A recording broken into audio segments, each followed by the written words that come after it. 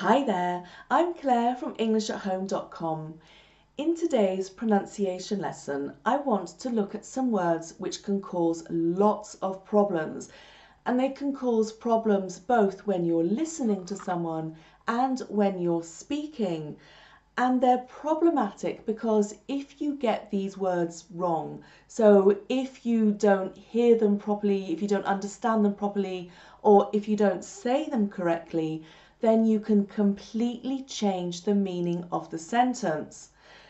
And the other problem with these words is that the pronunciation is very similar. So here are those words: should, shouldn't, must, mustn't. So as you can see, these words are all modal auxiliaries. So we use should typically to give advice and shouldn't to say that something isn't a good idea. We use must to say that something is necessary or it's logical, and we use mustn't to say that something isn't allowed. But the problem with should and shouldn't and must and mustn't is that there isn't much of a pronunciation difference between the positive form and the negative form. You should go there on holiday. You shouldn't go there on holiday. Okay, so did you hear the difference there between you should go and you shouldn't go? There are two problems with the pronunciation of the word should. The first problem is that should is a modal auxiliary. It's a grammar word, which means we don't normally pronounce it. We don't normally stress it in a sentence. So in the sentence, you should go there on holiday, we'd stress the words you, go, and holiday, for example. You should go there on holiday. You should go there on holiday. So this should is very, very short. It's very unstressed, a very weak sound. And in fact, the D of should, we would often drop that D if the following word starts with a consonant. So we don't say, for example, you should go, but you should go. You should go. And then the second problem is with the shouldn't. The negative part of shouldn't, the n't, is even less stressed. You shouldn't go there on holiday. You shouldn't go there on holiday.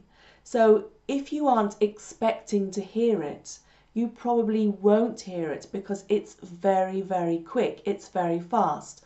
So here are those two sentences again. You should go there on holiday. And then the negative, you shouldn't go there on holiday. Okay, here are some more examples for you.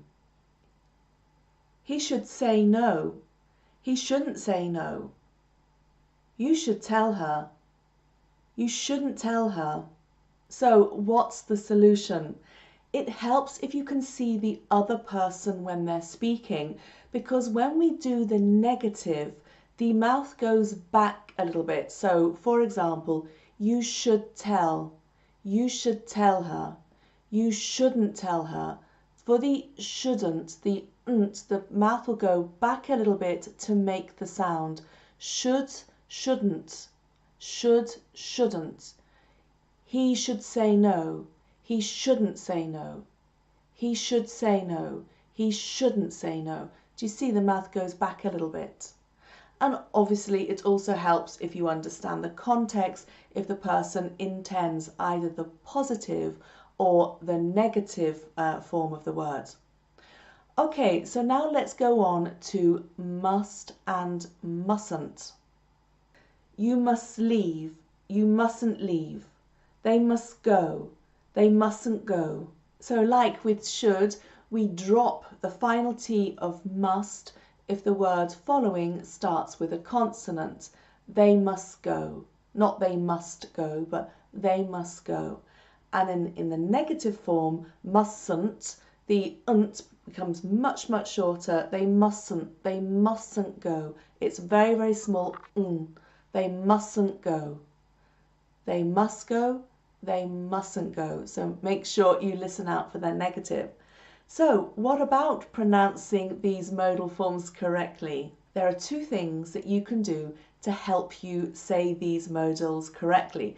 The first rule is to keep them unstressed. So remember, in English, we don't stress every word. We generally stress only the information words. So the grammar words are unstressed and you have to fit them in between the other words. So for example, you should tell her becomes you should tell her. You should tell her. They must leave now becomes they must leave now. They must leave now. So you need to remember to keep the unstressed words, the should and the must, very short and to fit them between the other words.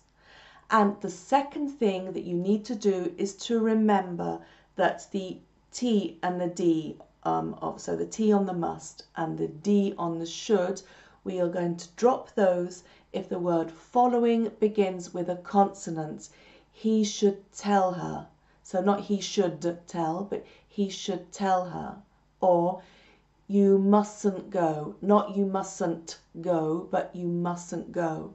And with the negative form, this "nt," you shouldn't, you mustn't. When you have it in a sentence, you shouldn't go, you mustn't go.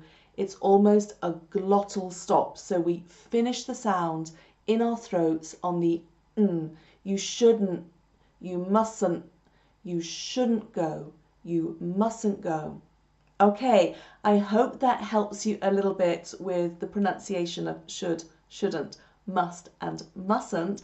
Don't forget, you can subscribe to my YouTube channel by clicking that button there.